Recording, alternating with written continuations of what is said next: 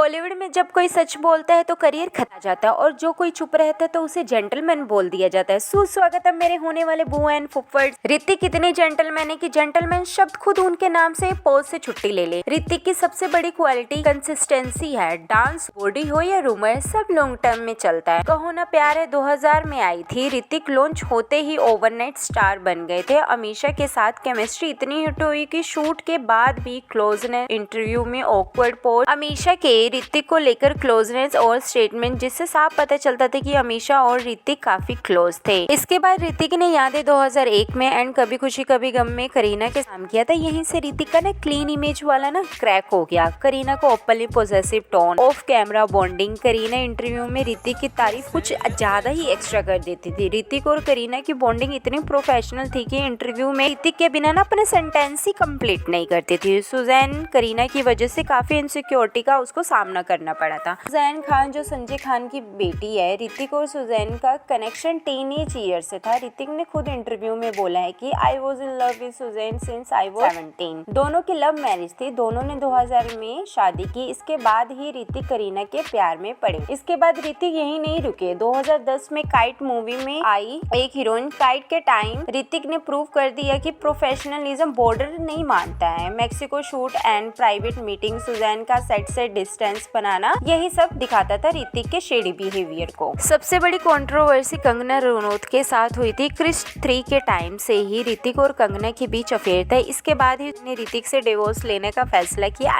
कौन वाइफ अपने हस्बैंड के मल्टीफेयर अफेयर को माफ करे। कंगना रनौत की वजह से ही ऋतिक का शेडी बिहेवियर सामने आया। कंगना ने आपकी अदालत में जाकर ऋतिक के एक एक बिहेवियर को बताया। यहाँ तक कि ऋतिक ने कंगना को मेंटल बोल दिया था और उसके सारे मेल्स को ना पब्लिकली शो कर दिया था। ऐसे कौन करता है। यहाँ पे ऋतिक ने बहुत ज्यादा गलत किया है। पूरी स्टोरी ये है कि कंगना ऋतिक के साथ बहुत ज्यादा प्यार में थी, उसके साथ शादी भी करना चाहती थी। ऋतिक ने भी अपनी पत्नी सुजैन खान के साथ तलाक के बाद शादी का वादा किया था, लेकिन तलाक के बाद ऋतिक रोशन ने कंगना को पहचानने से इनकार कर दिया था। कंगना और ऋतिक की 7 साल का जो रिलेशनशिप था वो खत्म हो गया, लेकिन ऋतिक ने कंगना को पागल साबित करने के लिए बहुत ज्यादा कोशिश की और कई बार धमकी भी दी। कंगना ने कहा कि मैंने साल 2015 में ऋतिक के पिता राकेश रोशन को फोन किया था। उन्हें बताया कि आपका बेटा मेरे साथ इस तरह की हरकत करता है, आप उसे संभाल लीजिए। राकेश जी ने बोला, कंगना का ट्रस्ट दिलाया कि इस मामले में उसकी ना पूरी हेल्प की जाएगी। बाद में उन्होंने फोन करके कहा कि ऋतिक को अब तुमसे बात ही नहीं करनी है, अब तुम दोनों के बीच में कुछ बचा ही नहीं है, अब तुम इस मैटर को यहीं क्लोज कर दो। कंगना ने राकेश को कहा कि आप ऋतिक को मैं एक बार ना मेरे सामने बुलाइए, यह सब मेरे सामने बैठ कर ना कहने के लिए बोलो, अगर उसने कह दिया ना तो मैं आपके पाँव छू लूंगी। राकेश जी ने कहा कि मैं उसे नहीं बुला सकता क्योंकि उसने कहा है कि उसे तुमसे मिलना ही नहीं है। क्वीन की रिलीज से पहले ऋतिक ने कंगना से ब्रेकअप कर लिया था, लेकिन जब मूवी क्वीन रिलीज हुई फिर से वो उसके पास आते हैं और बोलते कि आई एम सॉरी बाबू, मुझसे गलती हो गई। कंगना ऋतिक को साफ कहती है कि सुनो, पहले तुम अपना ना दिमाग ठीक करके आओ, साफ बताओ कि तुम्हें उससे शादी करनी है कि नहीं करनी है। तो जवाब में उन्हें कहा कि नहीं तुम तो एकदम भड़क गई हो। फिर मैंने पूछा कि तुमने मुझे 15 दिन पहले पूछा कि तुमने किसी को बताया तो नहीं है हम दोनों के बारे में, कौन कौन जानता है हम दोनों के बारे में। कंगना बोलती है कि 15 दिन पहले तुम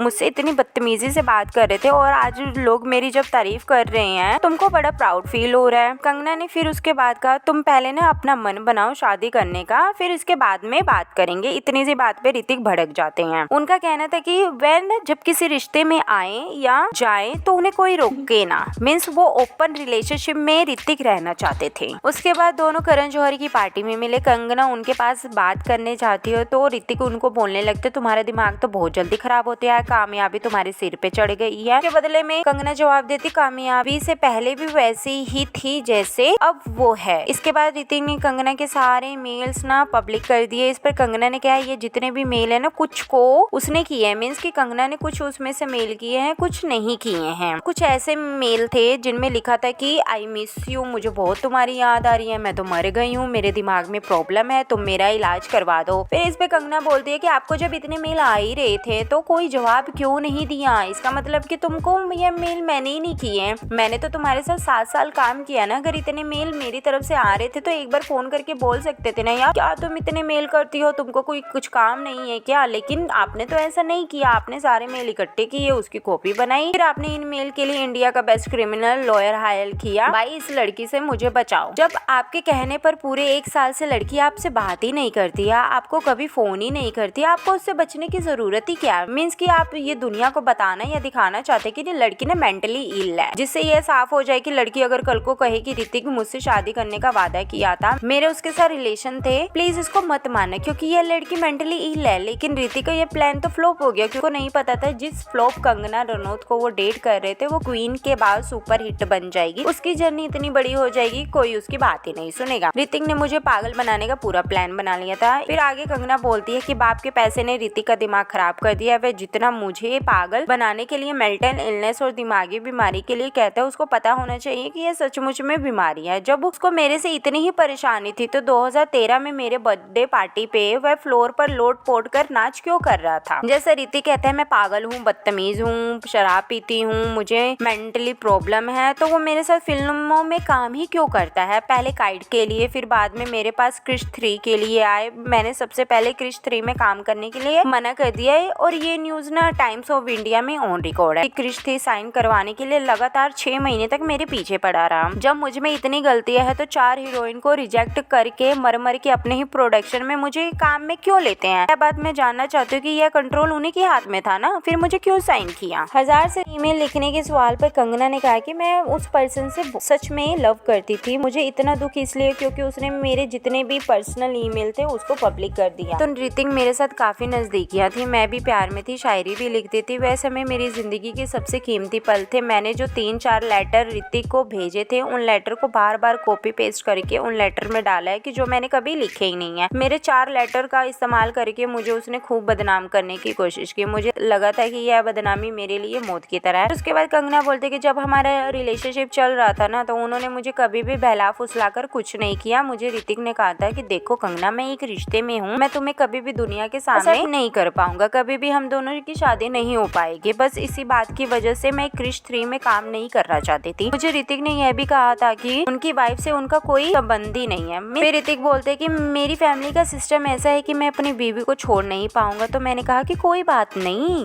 तो मुझे छोड़ दो, उनको मुझे भी नहीं छोड़ना था। यह वही समय था जब उनकी बीवी ने उनसे डिवोर्स मांग लिया था। ऋतिक इस समय बहुत तिलमिला गए थे, उनकी एक सर्जरी भी हुई थी, वे आईसीयू में भी थे, तब भी हमारी बातचीत होती रहती थी। तब तक मुझे ऋतिक ने कहा था कि अब मेरी वाइफ के साथ तलाक की बात चली है, मुझे लगता है कि हम साथ रहेंगे जिंदगी भर। अचानक ऋतिक से ये बात सुनकर मैं समझ गई थी कि वो ना इनसिक्योर हो गए हैं, इसलिए वो ऐसी बातें कर रहे हैं। मैंने उन्हें कहा कि पहले टफ सिचुएशन है उसको निकल जाने दो, तुम शांत हो जाओ, बाद में इसके बारे में बात करेंगे। मेरी बात सुनकर ऋतिक कहने लगे कि देखो अब तुम पीछे हट रही हो। मैंने कहा कि बिल्कुल पीछे नहीं हट रही हूँ। फिर हमारा प्लान बना कि जब तक तलाक नहीं हो जाता हम ना छुपा के रखेंगे, फिर उसके बाद में शादी कर लेंगे। इसी बीच जब वैलेंटाइन डे आता है तो ऋतिक किसी हीरोइन के साथ मनाली में शूट कर रहे थे। इसी हीरोइन के साथ इनके अफेयर की खबरें भी आई थी, तो उन्होंने उनको फोन करके पूछा कि आज तुमने मुझे कॉल क्यों नहीं किया। तो ऋतिक ने कहा कि आज तुम्हें क्यों फोन करना चाहिए था। मैंने कहा आज वैलेंटाइन डे है तो मेरी तुम्हारी शादी होने वाली है, इसलिए मुझे फोन करना चाहिए था। तब ऋतिक ने मुझसे कहा कि मेरा और तुम्हारा कुछ भी नहीं है, तुमने यह बात किस किस को बताई है। मैंने कहा मैं जानती हूँ और इस बात का जिक्र अपनी माँ और बहन को बताई है, मुझे इस बात से कोई पब्लिसिटी नहीं चाहिए, तो इसलिए बताने का सवाल ही नहीं उठता। वैसे भी ये तलाक से जुड़ी प्राइवेट चीज है, इसलिए उसका जिक्र किसी से नहीं करना चाहिए। तब ऋतिक ने कहा शादी की बात और मुझे तुम भूल जाओ। अब 2 हफ्ते बाद जो क्वीन आई हिट हो गई तो जनाब फिर से मेरे पास आ गए और कहने लगे मुझे मैं आई प्राउड ऑफ यू। ना के अकॉर्डिंग जो लड़की मनाली में शूट कर रही थी वो कटरीना कैफ थी और मूवी थी बैंग बैंग 2। कटरीना एक दूसरे के साथ इन्वॉल्व थे। मे बी कैट ने कभी रणवीर के बारे में इसलिए कभी गलत नहीं बोला क्योंकि रणवीर को पता चल गया था ऋतिक और कैट के रिलेशन के बारे में। कैट और रणवीर का रिलेशनशिप तभी टूटा जब कैट बैंग बैंग मूवी कर रही थी। कभी कैट भी इनोसेंट नहीं है, कैट ने रणवीर को दीपिका से छीना था and people call she is so mature and decent. Hrithik is so selfish. शादीशुदा आदमी होने के बावजूद ऋतिक ने अपनी पर्सनल बाउंड्रीज का ध्यान उतना नहीं रखा जितना रखना चाहिए था। पब्लिक फिगर होने का मतलब ये नहीं होता कि प्राइवेट रिलेशनशिप को भी हेडलाइन मटेरियल बना जाए। सुजैन के साथ कमिटमेंट के बावजूद को स्टार के साथ एक्सेसिव क्लोजनेस क्लियरली एक लाइन क्रॉस है। वहीं कंगना की तरफ देखा जाए तो एक रिस्पॉन्सिबल एडल्ट और एक्ट्रेस होने के नाते उन्हें ये भी समझना चाहिए था कि शादीशुदा मर्द के साथ इमोशनल या रोमांटिक थिंग्स चाहे वो एक्सीडेंटल क्यों ना हो और एथिकली कॉम्प्लिकेटेड ही होता है। दोनों का बिहेवियर बाउंड्रीज के लिए रेड फ्लैग रेज करता है। अगर दोनों थोड़ा क्लैरिटी और बाउंड्री को मेंटेन करते तो ये ड्रामा और रूमर शायद कभी होते ही नहीं। ओके बाय बाय टाटा घड़ी, मिलते हैं अगली वीडियो में। तक के लिए शादी और शादीशुदा लड़कों लड़कियों से दूर रहो।